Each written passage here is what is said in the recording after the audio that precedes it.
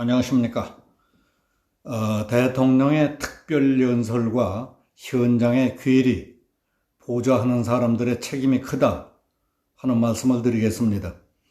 엊그제 문재인 대통령의 취임 4주년 기념 특별연설과 기자들과의 질의응답 내용을 보면서 느낀 인상은 구구절절 희망적이고 기대를 갖게 하는 것들 뿐이었습니다. 그것도 객관적이고 명확한 근거에 바탕한 것이라기보다는 막연한 희망이요 덕담 같은 것들이라는 생각이 들었습니다. 목표 설정이나 전략이 잘못돼 실패한 중대 정책이거나 잘못에 대해서도 어디가 어떻게 해서 잘못됐다 하는 말 한마디 없고 잘된 것은 다 내가 잘한 것, 우리들이 잘한 것이고 세계가 인정하고 있다. 힘들고 어려운 것을 내가 있어서 해냈다 하는 식이었습니다. 그것도 다 같이 공감하고 동의할 만한 수준을 훨씬 지나칠 정도로 느껴지는 대목들이 많았습니다. 약간 아쉬운 듯한 여백이 있었더라면 좋았을 텐데 너무 지나친 감이 없지 않았습니다.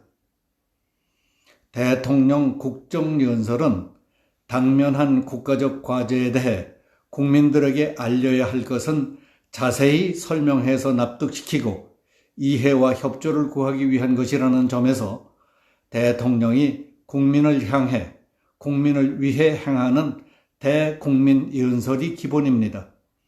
그런데 문 대통령의 취임 4주년 특별연설은 대통령이 국민에게 하는 대국민 연설이라기보다는 누군가 대통령 읽으시라고 올린 칭송하는 글 같다는 느낌이 들었습니다.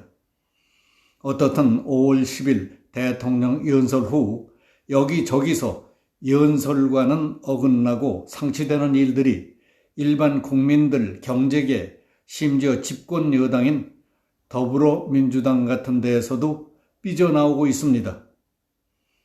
물정 모르는 사람들이 본다면 모두 어리둥절해질 겁니다. 문 대통령이 말하기를 현재 우리나라 경제는 위기에서 탈출하는 데 그치지 않고 OECD 어느 나라보다 빠르게 이미 지난 1분기에 코로나 위기 전 수준을 회복해서 모든 경제 지표가 견고한 회복의 흐름을 보여주고 있다. 4월까지 수출 실적이 역대 최대 규모를 기록하고 있고 설비 투자도 빠르게 늘어나고 있다. 국제기구들이 우리의 성장 전망을 일제히 상향 조정하는 가운데 4% 이상의 성장 전망까지 나오고 있다. 지난해 위기 속에서 세계 10위 경제 강국에 진입했고 1인당 GDP에서 사상 처음으로 G7 국가를 제쳤다고 말했습니다. 그러나 지난 4년 동안 문 정부의 국정은 전방위적으로 죽을 쓰고 망가져서 다시 일으켜 세우기 어려울 정도의 실정이었다고 보는 사람들이 굉장히 많습니다. 경제는 파괴돼서 일자리는 공황 상태에 빠졌습니다. 가계는 빚더미 위에 올라앉은 꼴입니다.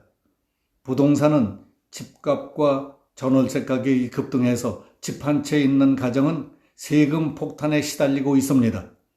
전월세 가정은 전월세 난민이 돼서 서울 외곽으로 밀려나고 있습니다. 끝없이 현금을 살포하는 포퓰리즘으로 재정은 위기 상황으로 내몰리고 있습니다. 펜앤마이크에 따르면 1인당 소득은 2019년과 2020년 2년 연속 하락하면서 2년 뒤쯤에는 대만에게도 추월당할 것이라고 전망하는 학자도 있습니다. 국가 채무가 1천조 원에 달하는데도 문재인 정부는 지난해 4번의 추경을 집행했는데 금년에도 벌써 15조 원의 1차 추경을 편성했습니다. 요즘 최대의 관심사인 코로나와 백신 문제와 관련해서 문 대통령은 백신 접종의 속도를 내면서 집단 면역으로 다가가고 있기 때문에 끝이 보이기 시작했다. 세계적으로 백신 확보 경쟁이 치열한 가운데 우리는 국민 2배 분량의 백신을 확보할 수 있었다. 6월 말까지 1,300만 명 이상 집중할 것이고 9월 말까지는 접종 대상 국민에 대한 1차 접종을 모두 마침으로써 11월 집단 면역 달성을 계획보다 앞당길 수 있을 것이라고 했습니다. 코로나 백신 접종은 백신의 고갈과 한국이 확보하고 있는 에스트라제네카 부작용 확산으로 접종이 차질을 빚고 있습니다. 대통령 회견 전날인 지난 9일 기준으로 코로나 백신 1차 접종자는 단 3명에 그쳤습니다.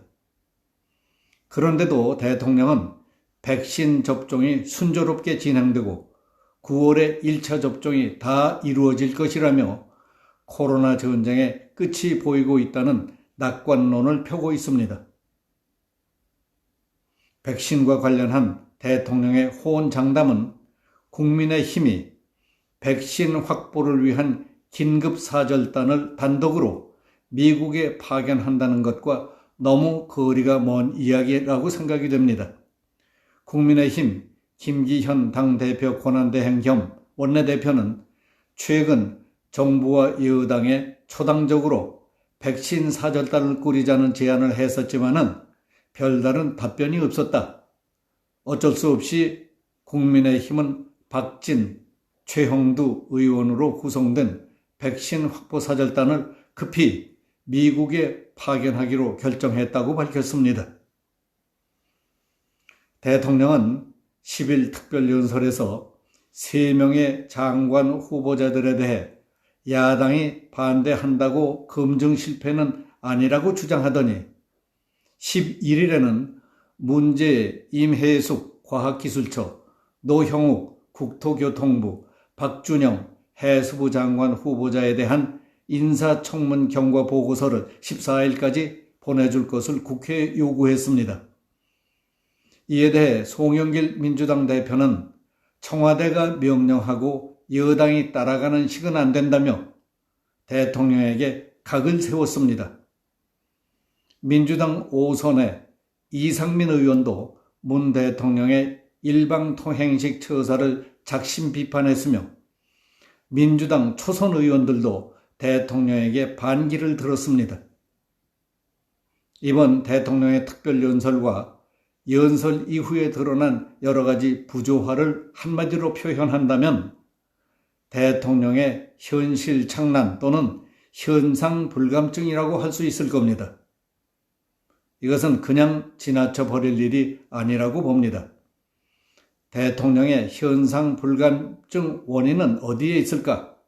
몇 가지 요인을 생각할 수 있겠지만은 누구보다 대통령을 가까이에서 보좌하는 사람들에게 가장 큰 책임이 있다고 봐야 합니다.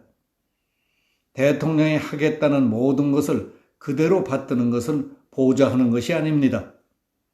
그렇다고 거역하라는 것이 아닙니다. 국가와 국민, 대통령을 위해서 자리를 걸고서라도 보고 드려야 할 것은 정확하게 보고 드리고 바로 잡아야 할 것은 바로 잡아야 하는 것이 올바로 보좌하는 자세라고 봅니다.